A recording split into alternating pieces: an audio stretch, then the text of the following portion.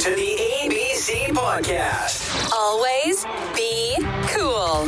The show where your hosts, DC and BK, showcase your local business and real estate pros going gangbusters in leadership, community involvement, and just being cool.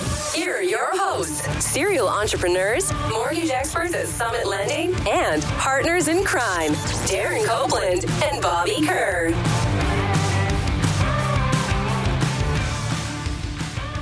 All right, everybody, it's the Always Be Cool podcast, hanging out with your hosts, Bobby Kerr and Darren Copeland. What's up, everybody? We're hanging out at the Summit Lending Studios. We have got a phenomenally special guest today. Personally, my all-time favorite Kansas City Royal player. I'm going to let DC give his introduction. We've got Mr. Alex Gordon on the show. Right. All right, everyone. Here we go. Born on February 10th, 1984, he attended Lincoln Southeast High School, named Gatorade Nebraska Player of the Year in 2002. In 2004 and 2005, he was Big 12 Conference Player of the Year. At Nebraska, he won the Dick Hauser Trophy and the Golden Spikes Award. Drafted second overall by the Kansas City Royals in the 2005 draft. Get this, Bobby. 3-time All-Star, World Series champion in 2015. 8-time Gold Glove winner. Amazing. That's what the bobble says. That's what the bobblehead's right there. Also, don't forget hero of Game 1 of the 2015 World Series with that 9th inning bomb home run over center field. Yep. All around awesome guy, Alex Gordon, man. Welcome to the show. How are you?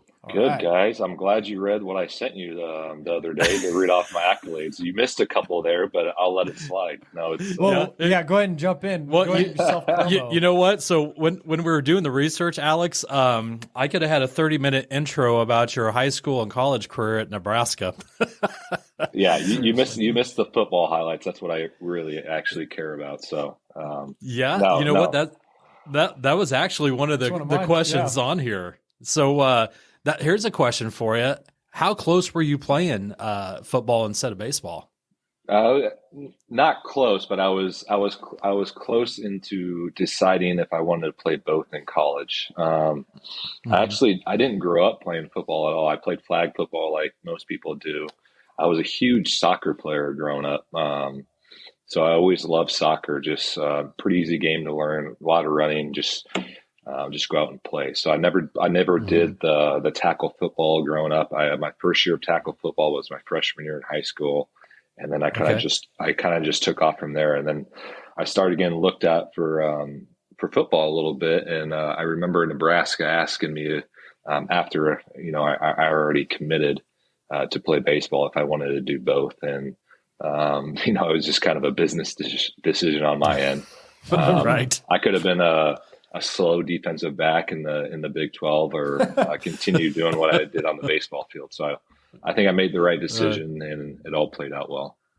I think so, man, because honestly, you had just one heck of an amazing career in Nebraska. And I remember, just being a lifelong Royals fan as Bobby is, just the whole city was so excited. I mean, essentially Nebraska being so close, it was like drafting a local kid to come back to Kansas City, man. So, and I know you as a kid, you and your family would come to Royal Stadium, see some games. So how was that? How exciting was that to essentially get drafted by, quote, your hometown team?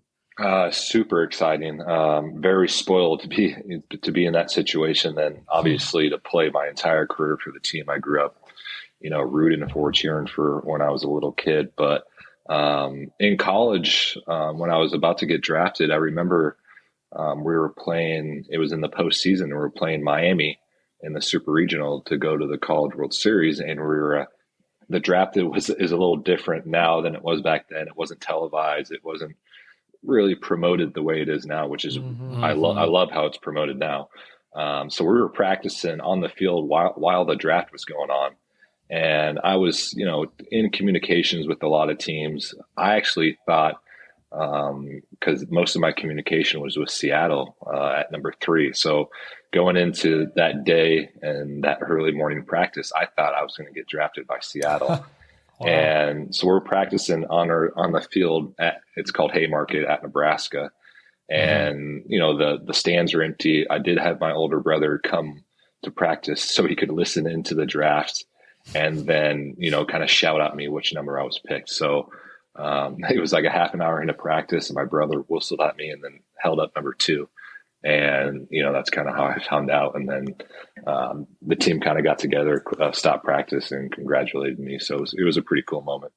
That's amazing. Well, on that team in particular, you had a couple other future big leaguers too, didn't you?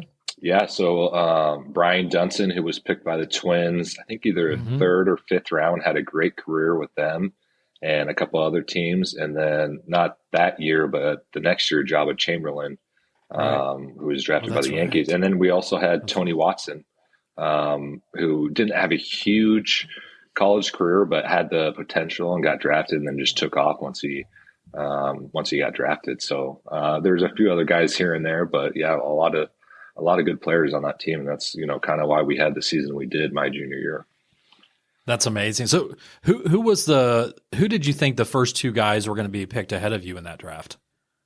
I knew Upton was just being the high school kid and everything. And, the year prior, I played summer baseball for Team USA. And so I got a glimpse of, some of the talent at my level, my grade. Some of the guys were Troy Tulowitzki was one of them. Ryan Zimmerman, who was on the team too. He actually took my spot at third base. So we both made the team. And, my defense over at third wasn't that great. So we were both over there at third.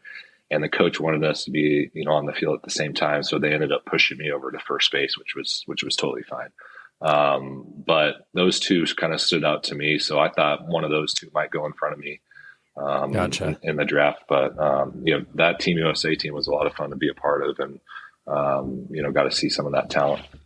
That's pretty cool, man. That's pretty cool. Well, the other night I was flipping around MLB Network and I saw our guy Mike Sweeney there. You know how they have the new the draft lottery with the balls? Yeah. And he was actually the guy there sitting representing the Royals. Really? Yeah. Yeah. That's cool. Yeah. Well, you can't have anybody better, a nicer guy to represent your organization than Mike Sweeney. I always tell him every time I see him, I'm like, you're too nice. Just say something mean to me one time. And sure enough, he'll never do it. But great guy, love him to death. And he was that guy my rookie year that took me under his wing and told our clubhouse secretary, Terry, put Alex by my locker because I'm going to take care of him. And surely he did. On the road, everywhere, just showed me the ins and outs and how to be a big leaguer. So I always thank him for that. That's amazing. So, man, coming up as a rookie, you're learning the ropes, like you said. How important is that to have, a mentor or a person that you can look up to kind of show you the ropes that first year? It was huge for me, especially. And we did have that manager, Buddy Bell. I only had him for one season, but he was great. And you guys might remember I came up, I missed AAA. So they kind of fast tracked me to the big leagues, missed AAA, which, I probably, needed it a little bit. I got to the big leagues and I struggled for the first month and a half, had some bright moments here and there, but it was very important to have leadership like Mike Sweeney and Buddy Bell, who was always, pulling me aside and kind of keeping my head up and always encouraging me and keeping me on the right track. So without those 2 guys, probably that year early on, I probably don't bounce back and have the second half of the season the way I did my rookie year. Yeah, man, it's so important to have that leadership, that mentorship, especially as a young person, whether it's on a baseball field or in an organization for sure. As you were going on in your career, what other players did you kind of wrap your arm around in that Sweeney role to make sure that they weren't kind of left behind and mentored by you, just like Sweeney was for you? There's the obvious guys like Eric Hosmer, Mike Moustakas, but to be honest, those years of 12, 13, 14, 15, I really think the Royals did such a good job bringing those guys through the organization and bringing them up at the right time, where when they got there, they were ready to go and they were ready to just make an impact on the big league. So, there were things here and there, and I did say some things and I tried to encourage them just like Sweeney and, Buddy did for me. But, once we got to 13, 14, and 15, there was not much that we had to do. We just had a solid team, guys that did their business their way and we're just always ready to go come game time. So it was pretty lucky. It was more for me stepping up and being that leader. It was more after those guys left in 2017, I would say, when we kind of just had that switch in the roster, and a lot of young guys had to come up through it. And, it was kind of, I might be missing a couple of guys, but it was like me, Salvi, Duffy. I know Witt was a part of it a little bit too, right. But just some guys that just needed to, be a leader and show these guys the ropes, just like Sweeney did for me. So I would say it was more after that young group kind of left in 17. Yeah, you talk about coming up and basically going from AA right to the majors, which is a massive jump. But talk a little bit about when you were in the minor leagues, because you guys had some really good teams there in Wichita, didn't you? As you were coming up. Yeah. So my first year, I missed all 2005 because, like I said earlier, the draft was different. I spent the whole summer, I think, pretty much negotiating my contract, which probably wasn't worth it, but it is what it is. And so missed the whole 2005 season, and then came in the 2006, went straight to AA.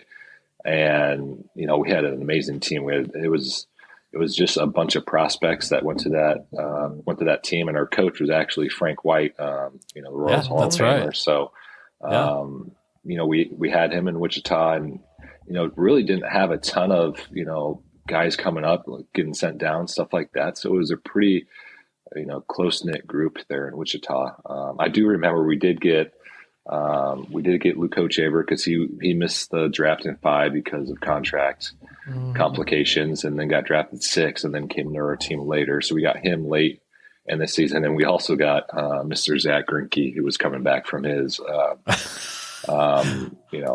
from his mini retirement. Yeah, mini retirement, and it was funny because our team was a bunch of college kids. We were all having fun. Like, it just kind of felt like I was back at Nebraska playing. And I remember Zach getting there and saying to the organization, "Hey, I don't want to leave here. Even if you guys want to call me up, I want to stay here. I want to enjoy this summer." And so I think that kind of speaks volumes for the kind of team we had and how much fun we had in Wichita. So we ended up coming just short, winning a championship in Wichita. I think we lost Game 7 or something, Game 5, whatever it was, in Corpus Christi. But what a fun year! I always say that was one of my favorite years. So still have a lot of good friends from that team, and it was a blast.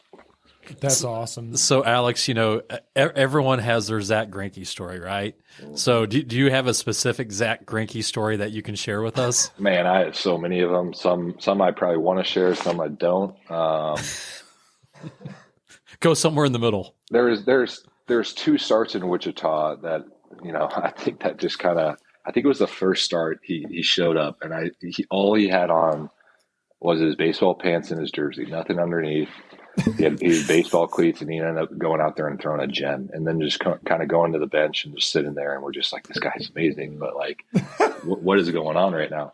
And then there was another time in the start, it was on the road, and I can't remember what happened, but the guys, the position players are warming up, like we're doing our sprints, and we look out there, and usually pitchers warm up way before the position players. And Greinke was starting for us, and he was sitting in the outfield, cross-legged, and just picking like dandelions out of the grass and not even warming up. And it was like 5 minutes. We're like, what the heck is going on? And I don't know what was going on with him. I didn't ask, but he went up there and threw a gem again. And I'm just like, this guy's just something different. And I have so many stories. I mean, there's one more story. There's so many stories I could tell you, but there's one. I think it was 2000, I think it was 17. I won the Gold Glove, and Zach won the Gold Glove too. And every year which is great, Rawlings does a celebration in New York at the Plaza Hotel. And it's like 5-star, just amazing. Celebrities are there, everything. Like, it's great. And I show up, and Zach, I haven't seen Zach in a while, and he's with his wife, who we're good friends with. And, first thing he says to me, he's like, I didn't think they let guys that hit 210 win Gold Gloves. Oh, and if you know Zach, like he's really so dry. honest. He's so dry, but like if you do not want the truth, do not ask him. And, right. And he just said that. And like me and Zach are really good friends, and I kind of just shook it off, and it was whatever. But my wife and I just tell that story all the time because like he was dead serious too.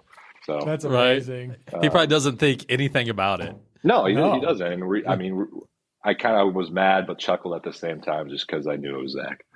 That's great. Actually, at camp, at fantasy camp this past year, or just last month, so I'm stretching one morning, and George Brett comes up, and we're just BSing, talking.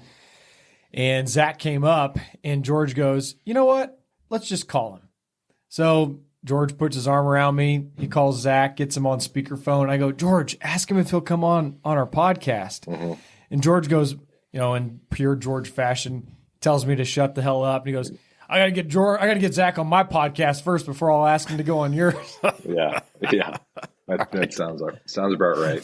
Yeah. Hey, Alex, could you imagine if Zach came to fantasy camp and had to tell 100 guys how old they were and they weren't any good in baseball? Oh, man. You know what? A couple of years ago or 10 years ago, I would have said it wouldn't have never happened. But I swear Zach has turned over a new leaf. Like he calls me all the time, asks me to play golf. Like there was one point, I think it was a couple of years ago, I was like, who is this guy? Like he's just very outgoing, just reaching out to me, and just I think he's a changed man. So who knows? He's not done playing. I hope he still plays another year because it's always fun to watch him on TV and everything. Yeah. But maybe when he gets done, I'll try to get him to venture out there. That'd be awesome. That would be. So we're talking earlier about skipping AAA, right, and just going straight to AA. There were obviously a lot, right to the majors. There were a lot of expectations on you as a young player at all levels, right? I'm sure you even felt that at high school, and then obviously when you got to college, being heralded as quote unquote the next George Brett, et cetera. I think there's a lot of life lessons in here for people that are listening that have a certain amount of expectation on their shoulders. So maybe kind of take us through that process as a young player, as a young man, of having this almost like a burden of this entire town, this baseball community looking at Alex Gordon as this person who's going to save this team and take us to the promised land. Because we were starving for a winner. Everyone was starved for a winner, right? So just maybe kind of talk about this process of what it was like mentally and emotionally going through that for you. Yeah. It was obviously coming in the Royals organization, there was a lot of problems. They were losing 100 games every year. So, there wasn't going to be just one guy that kind of, changed the whole thing. I do remember my first game at Copeland Stadium. It was opening day, and, I was super excited, coming out of spring training, winning the job at third base. And I remember running out to my position to start the season, and we're playing the Boston Red Sox, which didn't really help because you're playing heroes that you grew up playing against, like David Ortiz, Kurt Schilling, who I faced my first at bat, right? And then I went to the games, but then going to third base and then seeing the crowd, a sold out crowd, and I didn't realize how big Copeland Stadium was at the time, and just looking up and just being almost like shocked and overwhelmed, and so. I don't think I had a good game that game. I think everybody remembers my first at bat, bases loaded. It was actually, I'm going to pat myself on the back. It was actually a decent at bat.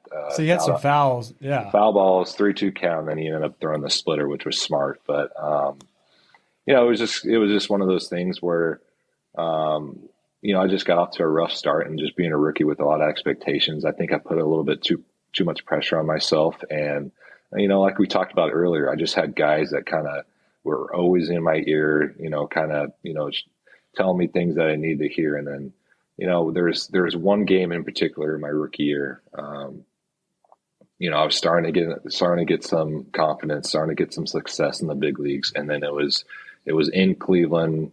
I think I ended up going 4 for 4 with, a homer, a couple doubles, and then I kind of just took off from there. So, a lot of it had to do with just, kind of believing in myself and just going back to, just knowing, believing in yourself has a lot to do with it. And, once I kind of had that game, I was like, you know what, you can play in this league, just go out there, have fun, and let the rest happen. So, it really didn't click for me. Some guys, especially nowadays, it clicks pretty early for guys.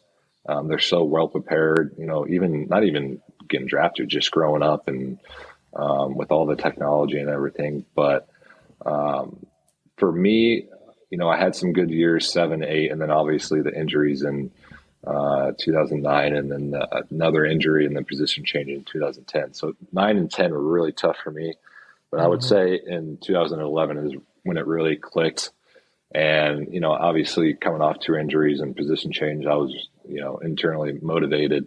But I also had some really good coaches at the time. I had Kevin Seitzer, who lives in Kansas City. And, I always thought I knew hitting a little bit, but I really didn't know anything about hitting until I met Kevin Seitzer. He really, we started, usually I don't start training for, the season until like January, until New Year's is over. And we started training like, late November. He took it upon himself and he was like, hey, we're going to fix this. We're going to get it right. So it was me and him pretty much in Kansas City all winter long, just almost every day in the cage, just going about the ins and outs of a swing and the approach and everything. I learned so much from him. I was actually, I wish I could have spent more than just 2 years with him, but I did get a lot out of him from those 2 years, and it kind of just, propelled me for the rest of my career. So, he had a big part to do with my change. Ned Yost, Rusty Kuntz, obviously 2 other coaches that were a big part of that change in 2011. So, I'm kind of rambling right now, but, that's good stuff, man. I think being successful in life, you just need to surround yourself with great people and good people. And that's what I had throughout my career. So I always kind of look back on it and give praise to people that helped me out along the way. It's so cool that you mentioned Kevin Seitzer, because we've had the chance to meet him over the years going down to Royals camp. And it's so cool to see him, even after, he left the Royals, but going down to Atlanta and seeing those guys and the way those guys have hit over the past few years down in the Braves organization. He's just a cool dude. Like Kevin Seitzer is one of the best, man. Yeah, he is. He's great. He knows his hitting. He knows his stuff. And obviously, he knows what he's doing because the Braves won a championship with him. So I was super excited to see him do that and bring home that ring for himself. And, I was going for the Braves just because of him. Right. Yeah, exactly. I think a lot of people were. Exactly. So talking about staying with the organization for your entire career, which obviously was very, very special to the town, to the city, obviously to you. So maybe touch on that in a minute. But when George was on the podcast, he told a story about how there were a few instances where he was actually really, really close to getting traded by the Royals and ended up almost with the St. Louis Cardinals and put a little dig in there with the Kaufman organization. Right. It's quite a good story. But for you, was there ever another opportunity, or how close were you to ever being with another team? And if you can share any kind of story that maybe showcases how fortunate the town was to have you as a forever Royal. Yeah, absolutely. Well, you could probably ask Dayton, but there's probably many times through 2009, 2010 that you wanted to trade me. So there's probably a lot of instances I don't know about, but luckily for me, I kind of stayed with Kansas City and was able to play here my entire career. But there was a couple times. I'll start with 2019. It was the end of my 4-year contract with the team. I was actually having a pretty good year,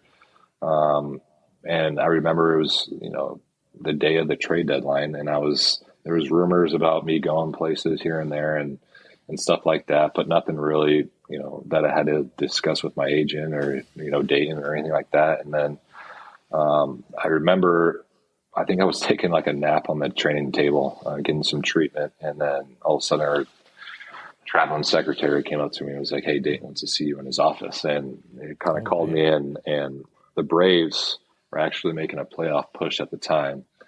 And I think it was Nick Markakis just broke his hand, so they had they had a void in their outfield. And, me being a free agent, coming up on my free agent year, they kind of reached out to the Royals and thought, I was kind of identical to Nick Markakis and thought I would be a good fit to come over there. And, so me and Dayton kind of talked about it. I'm not going to tell you exactly how that conversation went, but it ended up didn't happening.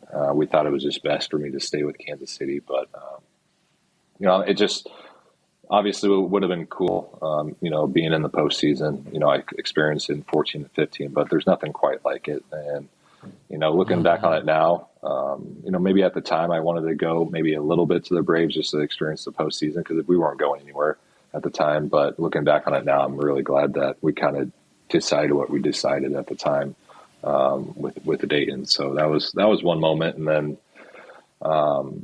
in 2015, obviously coming off my free agent year again, we just won the World Series. I was a free agent, which I thought was going to be, pretty exciting. I've never been it before, but I actually hated it.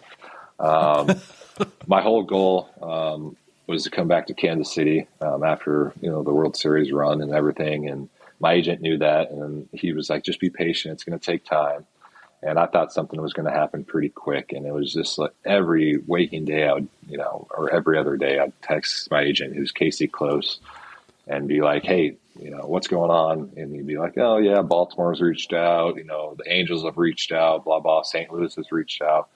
And after every conversation, I'd be like, "Has Kansas City said anything?" They're like, "Nope." And so this dragged on for, days and days until it's with another team. It started to get pretty serious, and I'm not going to tell you what team. I will tell you it was with the team that was in our division. But wow. Okay. It was getting pretty serious, and it was, coming to January, and I'm like, well, I haven't heard anything from Kansas City, so like I need to figure this out, and me and my wife need to know where we're going to live, blah blah blah. Not that I wanted to go somewhere else, and so finally I just picked up the phone and I called Dayton and I texted Dayton. And I was like, "Dayton, I don't want to go anywhere else. I think you know that, and I just haven't heard anything from you guys. What do you think?" And just kind of picked his brain. And I was like, "There's another team that's really interested. And, if you guys aren't, like, just let me know. And, I'll be, obviously I'll be upset and, I'll understand, but I just need to make a decision." And then after that, I think it was almost New Year's Eve. It just took off. Dayton kind of made contact with my agent, and then everything kind of took care of itself. And I think it was New Year's Eve, I ended up, finding out that I was with Luke Hochaver and Jeff Francoeur, who are like best friends to me, and we're on a vacation, and I found out through my agent, and we all just kind of celebrated, and it was kind of cool to have them with me. And it was a special moment because the whole time I wanted to come back to Kansas City. It just took a little while than I thought. So.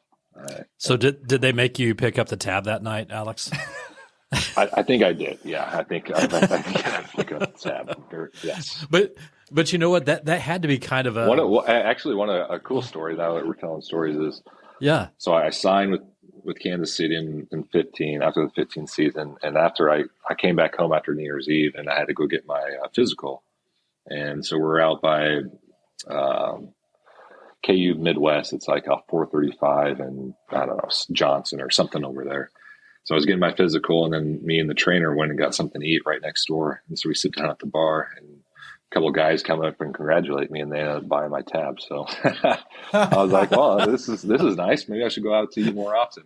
Yeah. So that's fantastic. Yeah. That's awesome. That's fantastic. Well, I mean, that had to be kind of a careful play because, you wanted to come back to Kansas City, but I mean, you just didn't want to be like, "Hey, I want to be back in Kansas City," and lose any leverage, right? Well, so, yeah. Well, I mean, everybody in the organization knew I wanted to come back. I just, with the family of baseball players, MLB, there's got to become a certain time where, if I end up taking a huge discount, then I'm kind of taking a discount to other players because everybody always plays off other contracts and everything like that. Right. I always tell Dayton, "You could have gave me a lot less more and I would have came back." And he's like, "Don't tell me that."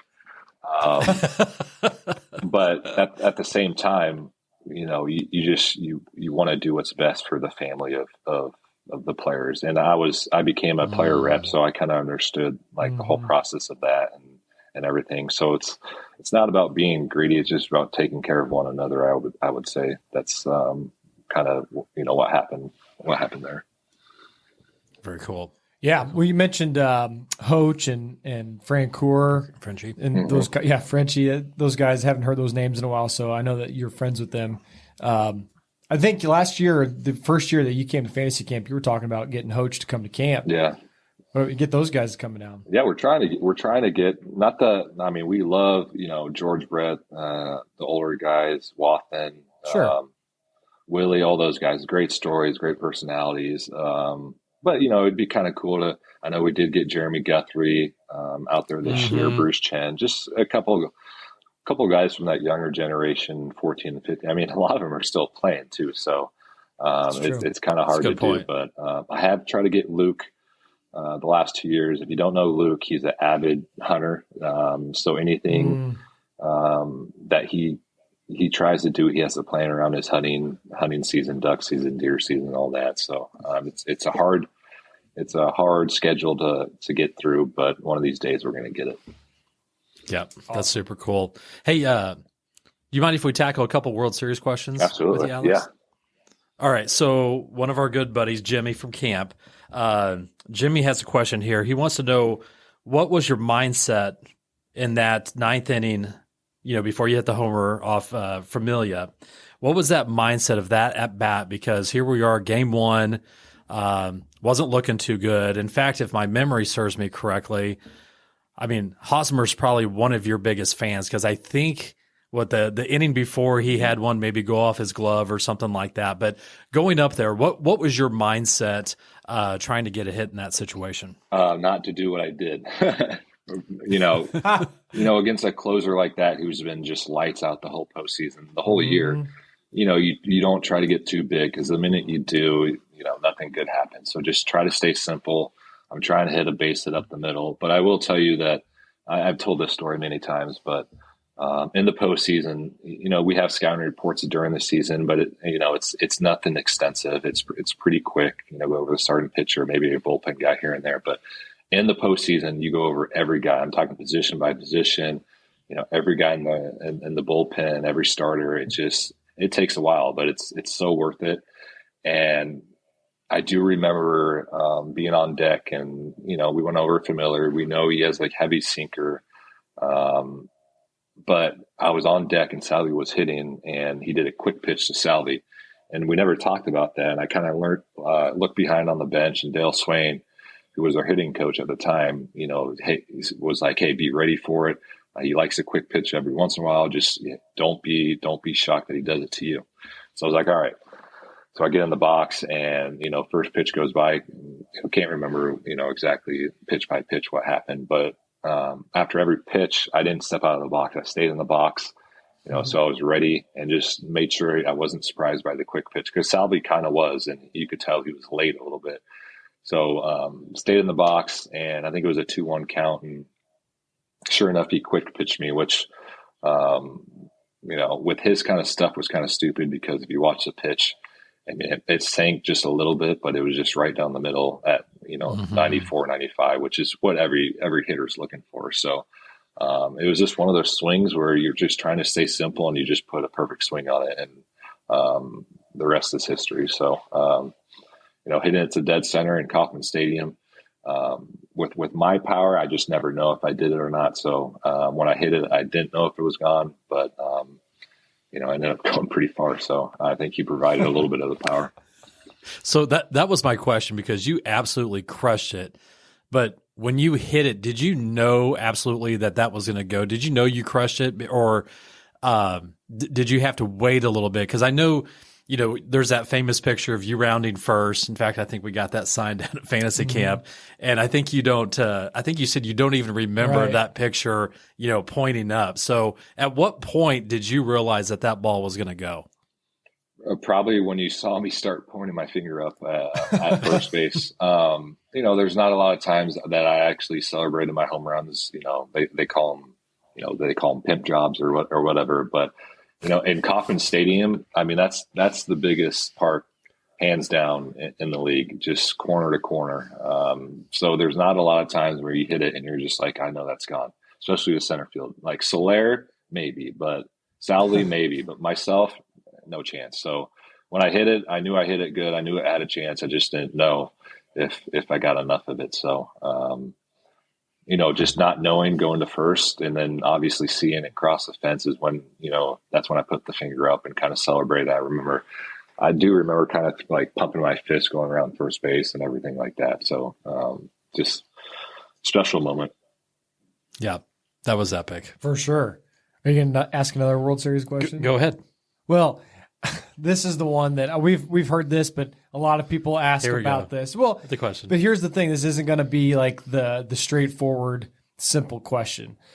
I think it would be really cool if Alex talked through the holdup in 2014, because it's not just, people ask that question, would you have made it? I think you've talked about this at Fantasy Camp, and with us, a bunch of us guys, you actually went into a lot more detail.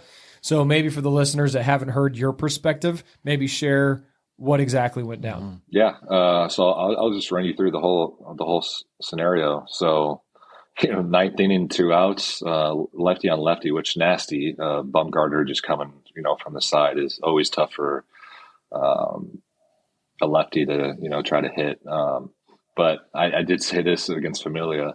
I was actually trying to go deep the first swing of my at bat, and just because I knew the guy, I knew Madison was going to come after me with a fastball and just try to challenge me early on. So, being ninth inning, 2 outs, and we weren't getting much from, him at all as far as base runners or anything like that. So I just said, hey, I'm going to come out of my shoes and try to hit a homer. And sure enough, I did. And obviously I fouled it off. But after that, I kind of locked in, was like, just like I talked about before, I was like, all right, base it up the middle. Don't get too big. You had your chance. Now just think base up at the middle. Let Salvi get on for Salvi. So sure enough, he threw me a cutter away, got the base hit. So the thing with Kauffman Stadium is they changed the fences, and now that they have video boards in the fences. So when I hit it to left center and kind of saw it going that way, I knew it was a base hit. And when I touched first, I couldn't really tell what happened because of the screen. So like I'm hitting first base and listening to Rusty, and the last thing I want to do is get thrown out on the bases to end the game. I mean, I couldn't imagine what would happen then. So I'm kind of running as fast as I can, but at the same time trying to be smart about it. And so I'm just going, and then hitting second base. You're in your 170th game of the year, or whatever it was. Your body's exhausted. You're playing on adrenaline. I remember hitting second base and almost falling over. If you watch me going around second base, I hit it, and then I start doing the tumble swim. And luckily, I was able to catch myself and not fall down. That would have been a disaster, but. Coming around third, I kind of just took a peek over my shoulder to kind of see where the ball was at, and then caught Jersh, and he had the hands up. So that's when I shut it down. But, looking back on it now, would it have been cool to go in that kind of situation? Absolutely. Absolutely. Who knows if I would have been safer out, but, to end the World Series on a play at home plate, whether it was safe or out, I thought would have been pretty amazing. Obviously people would have been upset, what could have been, whatever. But I think the whole world just would have been in shock on what just happened. So I do remember earlier in the game, my first at bat, I hit a double to right center, and Billy was on first, and he ended up, scoring from first base. But it was Crawford that made the throw from, middle of the outfield and right center, and just threw an absolute missile, one hop. And it was a perfect throw. And, this time he was in his normal position, which is shortstop, not too far in the outfield, and, making that clean catch. He actually scooped it, but then made a good transition. So people always ask me, would I have been safer out? I'm probably 95% sure I would have been out if I would have went, just knowing Crawford, what kind of a player he is, and obviously Buster behind the home plate. But if I would have been out and by a couple steps, I definitely would have ran over Buster Posey as hard as I could. I would have brought back my college or my high school football days and just crushed him as hard as I Trucked could. him. And it would have been, it actually would have been kind of cool to see what the response would have been from the umpires. replay, because I think they made a rule. It might have been either that year or the year before. It was called the Buster Posey rule because he broke his ankle, getting ran over at home plate. And to think if I would have ran him over and been safe and they would have called me out because I ran over the catcher, I mean, just the craziness would have happened over that. So just so many outcomes that you can kind of play around with and look back on. But obviously it didn't work out, but with Salvi up at the next at bat. And but, you know, something that was cool that, you know, that kind of shut a lot of people up asking me about that question, because I got asked all the time the next season at spring training and everything, is the fact that we won in 15 and the fact that Salvi was MVP. So it kind of all just worked out for itself. So it was cool it was a bummer how it happened, but cool how it all kind of unfolded the next season. You know, it's such a cool story, and, you know, everyone has their what ifs and no one knows, but just to come back in that 15 season and win the World Series. So not everyone's talking about that play over and over. And, you know, 15 was such a special year. And, you know, as you know, we basically had that miracle game down in Houston to overcome in that playoff game because it wasn't looking too good there for a while. And you guys made a massive comeback on that. So speaking of which, what was that like being down so much to the Astros in that playoff game? And you guys, gosh, what was it? Was it 7 runs that you came back from? It was something crazy. I think it was 7-2 at one point. And, you know, I knew that was my free agent year, but I really never talked about it during the season because I knew we all just had higher things to take care of and never really thought about it just because of the team we had until that moment when it was 7-2 in Houston. And I was like, holy crap, this could go out last time in Kansas City. This freaking sucks. And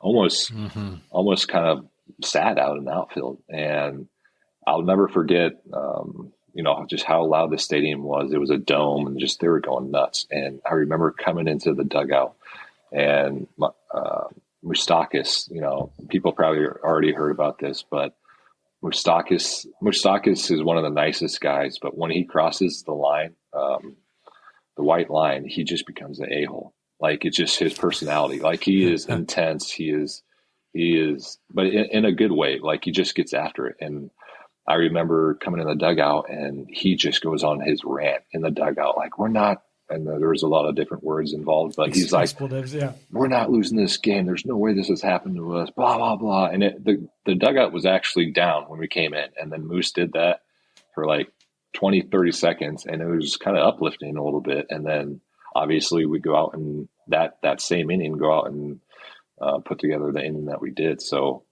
hats off to Moose. Who knows if he didn't do that speech in the dugout, if we would have, cool. Came back. But, you know, it's all said and done now. So it was a cool moment. That's awesome. That is great. Thanks for sharing those stories, man. That's because I don't think a lot of people have heard that. No, it's like Moose. Inside information, right, for a lot of Royals fans. So that's really, really cool. Yeah. So post baseball, right? What do you got cooking right now? You're playing a lot of golf, I'm sure. Well, the wife just looked at me. Not the moment. The wife just looked at me and was like, "Hey, you're off schedule right now. Like, you got to go pick up the kids." Or no.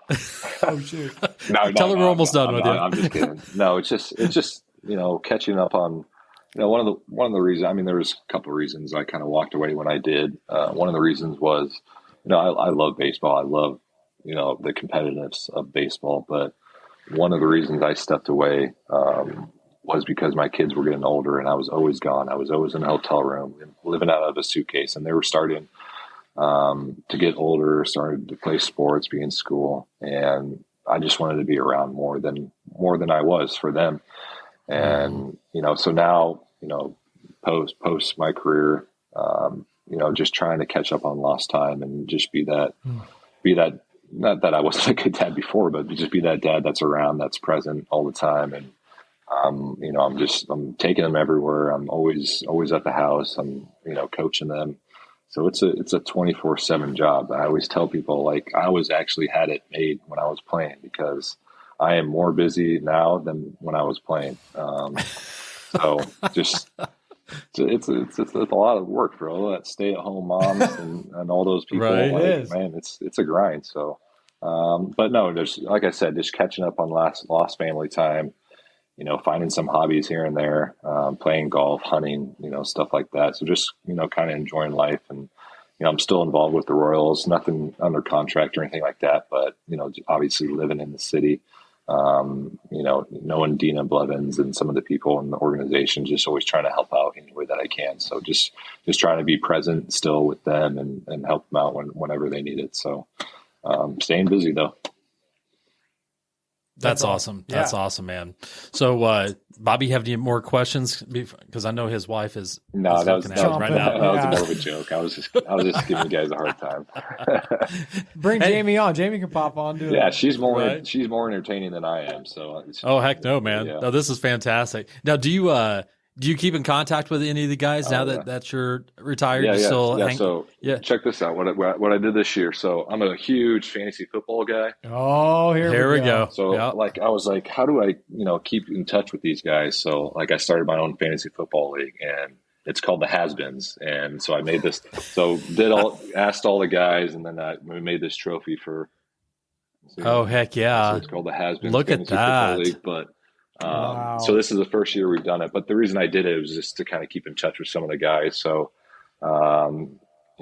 James Shields is on it, Wade Davis, Greg Holland, Hochaber, just a lot of guys. So, we had some special moments throughout our careers together, and we became like some of my best friends. So still keep in touch with a lot of them, and as much as we can, just being in different states and having our families. But, we try to get together at least once a year with something, or playing golf, or doing something, or, something stupid like fantasy football. That's so cool. Now you guys, you make sure that you give each other crap about the teams and how bad their teams are. Right? Oh yeah. It's a 24/7, talking smack, that's going on. So, What's the thing at the top of the trophy there? It's just, I know. On a recliner watching found it football? on Amazon. I don't know. Some dude on a couch. Yeah, couch with football. Just, I thought it kind of went with the theme of Has-Been. So, I don't know. We just kind of had fun with it. So, my team sucks this year. I had the first overall pick, and, that's never good. So, ooh, right. Yeah. Right. I was happy to start it and get all the guys together. Awesome. Yeah. Hey, what's your favorite Bob Seger song? Ooh, all of them really. So I grew up, I'm a huge 80s rock and roll guy. Right. I'd say Bob Seger, Eddie Money are some of my favorite guys. Wasn't your dad huge Bob Seger fan? Yeah. So growing up, I was always listening to Bob Seger. Night Moves is obviously probably my favorite one, but I got a cool story about Eddie Money. So Eddie Money came and sang the national anthem in Copeland Stadium in 2011. And if you don't know anything about me, I'm like a routine-oriented guy where, like, during the season, like, I was like clockwork. I'd be in the same spot every time. And so that 2011 season, I'd have a pregame song. I'd be in the hot tub warming up, and I'd have this pregame song just blaring, and everybody could hear in the clubhouse. And it was Eddie Money, Take Me Home Tonight. Yes. And people would always make fun of me, but it worked, and I just stayed with it. And sure enough, Eddie Money came to the field, and everybody knew that I was a huge Eddie Money fan. And so got to meet him, shake his hand, and you could tell he had a lot of fun in the 80s. But he did. Yeah. He, R.I.P. now. Right, exactly. unfortunately. But at the time, he was like, "Hey, I heard you're a huge fan." I was like, "Yeah." He's like, "What's your favorite song?" And I was thinking about Take Me Home Tonight, but I was like, "Hey, Shakin'." And he's like, "All right, just give me a second." And it was like a 5-second pause, and he started singing Shakin' out loud in the clubhouse to me face to face for like 30 seconds. And I was like, this is freaking awesome. So that's amazing. Yeah. Got an autograph, took a picture. It was a cool moment. That's fantastic. That's awesome. Yeah. Cool. You got any business opportunities or charity stuff that you want to talk about and bring some attention to right now? Well, obviously, if anybody knows me pretty well, I've been involved in the Alex's Lemonade Stand Foundation for, I think it got started in 2010. Well, for me, it got started in 2010. It was a simple meet and greet at the field with a bunch of kids, and then it kind of just took off from there. And, it just seems like every year we've kind of progressively gotten bigger and bigger. And it was kind of cool to hear. If you don't know anything about this foundation, it was started by a little girl that had cancer at 4 years old. She started a lemonade stand and to raise money for other people, and she ended up raising $1 million. Awesome story. If you have time, go to the website, read about it. But it's based out of Philadelphia, is where she's from. Mm-hmm. And one year we went to the big banquet out there. It's called the Lemon Mixer, and I got represented as the fundraiser of the year, which was a pretty cool deal, and got to meet a lot of people. But it was kind of special to hear that.